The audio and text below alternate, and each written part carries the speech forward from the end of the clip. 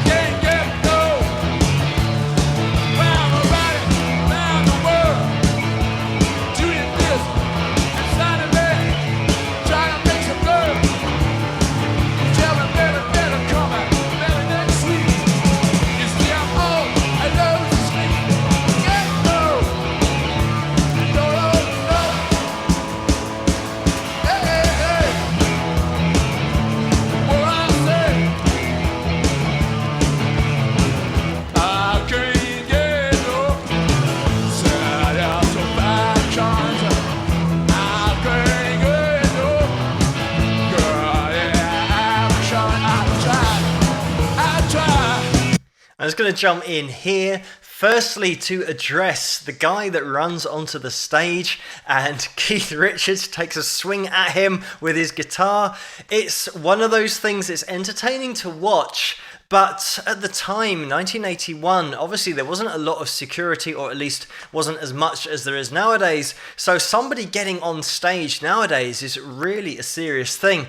And I think back in these days, we were just really learning about bringing in the security level, just making it a little bit higher for the artist on stage. But I love the fact that it just continues absolutely as normal afterwards, and also the fact that Keith has a little swing at him with a guitar, because I think that if you are going to go on stage and try and interrupt a band's performance, you are taking your life in your hands, depending on who the artist is on stage, because they're within their rights, because they don't know what you're doing on stage, so they're well within their rights to protect themselves. And the Rolling Stones, of course, part of that British invasion into the USA in the 1960s. I have done a lot of videos recently on bands from that period, but the Rolling Stones, their game changer was this track in 1965, because I Can't Get No Satisfaction was their first track to be a number one internationally in the UK and the USA as well. And the interesting thing about the Rolling Stones in the 60s was the way that they were marketed, because the other big band at the time, the Beatles, were very smart and wore suits, whereas Andrew Loog Oldham, who was the Rolling Stones manager, he very much made that conscious decision. He was only 19, by the way. He was actually younger than all of the members of the band, but he made that decision to go in the opposite direction, a polar opposite, in fact, from the Beatles.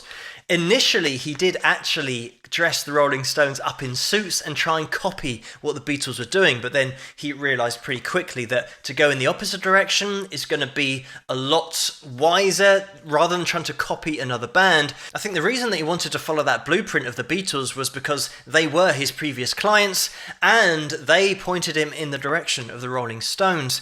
But the problem was that Andrew was only 19, so that meant that he couldn't get an agent's license because he wasn't old enough, and it meant that he couldn't sign any contracts unless his mum co-signed with him. So to that end, he got Eric Easton involved, just so that he had somebody else who could help him sign the contracts because he wasn't old enough. So once the direction had been decided upon, he then told all the members of the band not to smile in any photos because he wanted them to give off that impression of being the opposite, have a little bit more of an edge than the Beatles had.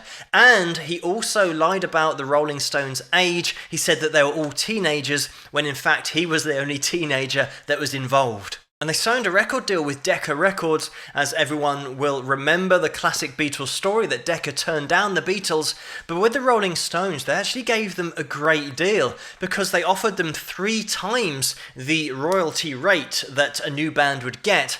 And even more impressive, they allowed the Rolling Stones to keep all the artistic rights to the master copies of the songs that they were going to record. Another thing that sweetened the deal was the fact that Decca allowed the Rolling Stones to go to any studio they wanted to record their album and their singles, and having that freedom meant that rather than paying the premium to be at a record label studio where you can imagine if they've got a roster of artists that are all trying to get in there to record, it's going to be pretty expensive. Whereas the Rolling Stones had that ability and that freedom to go elsewhere and record for long periods at lower rates because they could use studios that weren't as in demand. The Rolling Stones and the Beatles actually did get on really well. They were friends, and the track I Want to Be Your Man is a great indication of this because Paul McCartney and John Lennon went over to the studios where the Rolling Stones were recording and literally just gave them this song that they'd written. So it is actually a Lennon-McCartney song, but they signed it all over to the Rolling Stones so then they could use it themselves. And the thing that absolutely would make the Rolling Stones stand out is the frontman that they have in Mick Jagger. Hence the reason there have been songs about the way that Mick Jagger moves, because he has got such a unique way of expressing himself, not only vocally but through movement and mannerisms. And vocally, for a start, the way that he gets the emotion through his vocal, again, it's not a pristine vocal right on the button all the time. And what you'll find is that that's where most of the expression comes from, is when singers aren't perfectly technically on the button all the time. It just adds more emotion to it because it's less mechanical, less like a computer singing and more like a human, which is what you want. So the way that Mick Jagger delivers that vocal, but also the way that he moves around on stage, you can't take your eyes off him. Once you pair that together with the marketing angle that they had come up with, you really had a great mix. And then the cherry on top was this track, because this track was initially in the UK only played on pirate radio stations because it was seen as too sexually suggestive. But of course, that's the song that you want, that absolutely ties in with the marketing of the band. And that raw element absolutely goes throughout the whole band. The way that Keith Richards here just comes out on stage and is playing with an attitude and an expression that isn't about sitting down trying to get everything spot on. But that's the whole point. That's the personality of the band and the personality of the music. And when we look over to Ronnie Wood in this video, it's exactly the same approach. It's that rock and roll attitude and that rock and roll expression that is the focus. It isn't the focus sitting down and getting everything absolutely spot on, because that isn't what rock and roll is. And that's the great thing about bands. They can all have their different sound and they can all have their individual personality as a band. And again, that can be totally different from one band to the next. But the things that they all share in common, they always come down to these same elements of putting on a show and being technically good musicians and having hits. That's the main thing, which this track absolutely was that turning point. And just about this track, Keith has said that he wrote this in his sleep and he just woke up in the morning and it was on his cassette player, as well as about 40 minutes of him snoring as well. But the interesting thing is that he initially was going to get this down as a horn section, so he added a Maestro fuzz box effect to his guitar to try and simulate a thicker sound of having a horn section. But it just turned out that he got outvoted and everyone thought it sounded great as a guitar riff just on its own with this unique Maestro fuzzbox sound. And because of this unique sound on the riff and in the intro, the Gibson fuzzbox actually sold out in 1965. They literally sold everything that they had. And again, with this track, we have a shining example of melody being king. I always mention it about the massive hits, and this certainly was and is for the Rolling Stones. Just having a catchy guitar riff, it doesn't have to be a really technical riff, just something melodic that can stay in your head. That's the hard bit.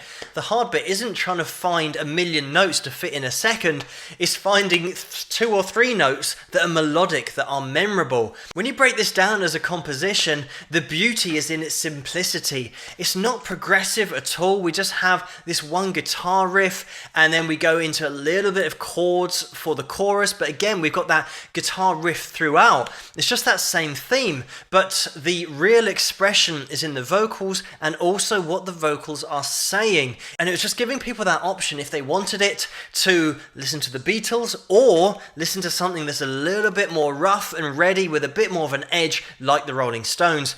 And you can imagine with a younger generation, of course, their parents would have been listening to people from the 20s and the 30s, maybe the 40s. By the time they're getting to 20 years later and the kids have grown up, of course, the parents would not be into the Rolling Stones. And of course, the younger generation now, the teenagers, have a band that they can get into, especially considering that the Rolling Stones were marketed as teenagers themselves. So they could connect to them because of the age, but also what the Rolling Stones were saying in their songs and in their lyrics. It now gave that younger generation a voice. And by the way, once you have managed to master that expression and your personality as a band, you will always have fans, and this is why the Rolling Stones are still selling out stadiums and venues all over the world. It's because they have mastered that expression in their music. It is such a strong message that people can connect with. And the Rolling Stones are one of those bands that I could talk about all night because